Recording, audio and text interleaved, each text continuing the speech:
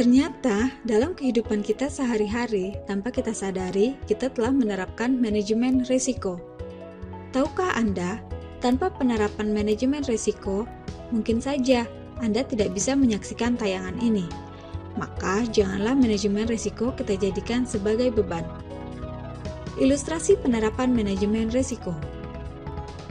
Sebagai contoh, seseorang yang memiliki sasaran ingin tidur nyenyak setiap malam secara tidak sadar telah menerapkan manajemen risiko.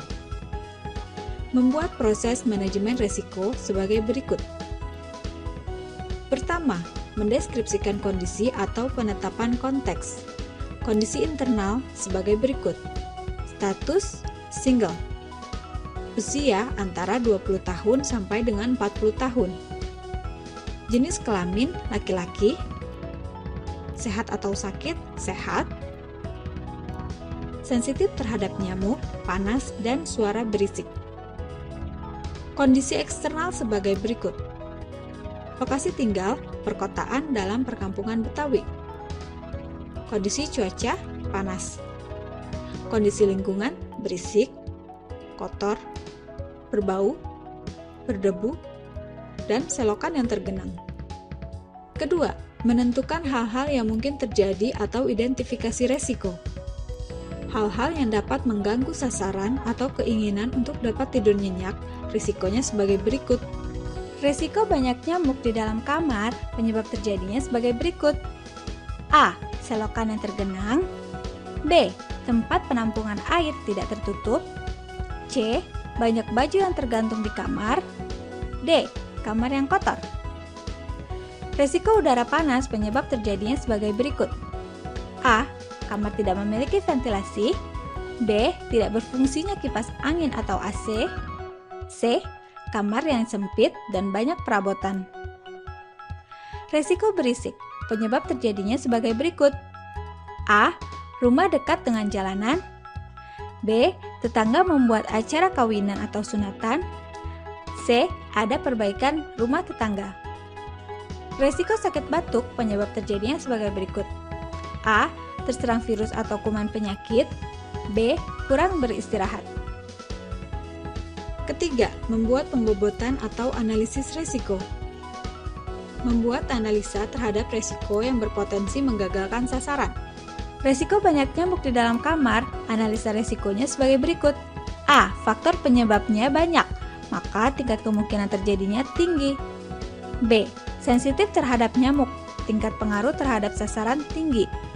Resiko udara panas, analisa resikonya sebagai berikut. A.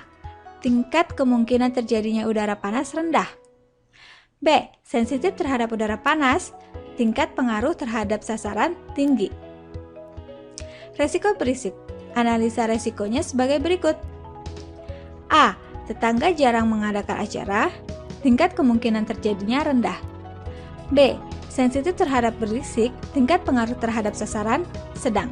Resiko sakit batuk, analisa resikonya sebagai berikut. A. Tingkat kemungkinan terjadinya sakit rendah. B. Tingkat pengaruh terhadap sasaran rendah.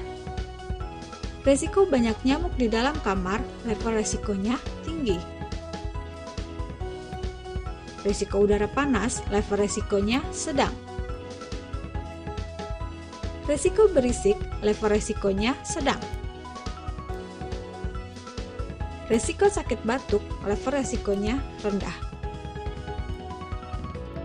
Keempat, membuat urutan prioritas atau evaluasi risiko. Risiko banyak nyamuk di dalam kamar, prioritas risikonya nomor 1. Risiko udara panas, prioritas risikonya nomor 2. Risiko berisik, prioritas risikonya nomor 3. Risiko sakit batuk, prioritas risikonya nomor 4. Menurut selera orang tersebut, risiko yang harus dilakukan rencana penanganan adalah prioritas risiko nomor 1 dan 2. Kelima, rencana penanganan atau mitigasi risiko. Risiko banyak nyamuk di dalam kamar, mitigasi risikonya sebagai berikut. Membersihkan selokan, memasang kawat nyamuk, memakai kelambu, tidak menggantung baju di kamar. Resiko udara panas, mitigasi resikonya sebagai berikut. Memasang ventilasi kamar, memperbaiki kipas angin atau AC, menyingkirkan perabotan yang tidak penting dalam kamar. Hal yang perlu diperhatikan apabila telah dilakukan penanganan, namun resiko tersebut masih terjadi atau timbul resiko lain, misal berisik atau sakit, maka dilakukan penanganan untuk mengurangi dampak dari resiko tersebut. Misalnya, Resiko banyak nyamuk di dalam kamar untuk mengurangi dampaknya yaitu dengan menyemprotkan obat anti nyamuk, memakai raket listrik, memakai lotion anti nyamuk. Resiko berisik untuk mengurangi dampaknya yaitu dengan tidur memakai headset. Resiko sakit batuk untuk mengurangi dampaknya yaitu dengan minum obat. apabila terjadi resiko baru, maka kita harus melakukan mitigasi yang baru, sehingga mitigasi resiko ini harus dilakukan secara terus-menerus dan berkesinambungan. Dengan menerapkan manajemen risiko ini, maka sasaran ingin tidur nyenyak setiap malam dapat dicapai.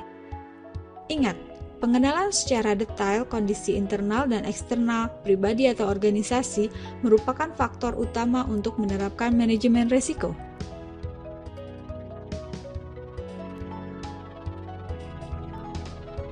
Jadi, tanpa kita sadari dalam kehidupan sehari-hari, kita telah menerapkan manajemen risiko.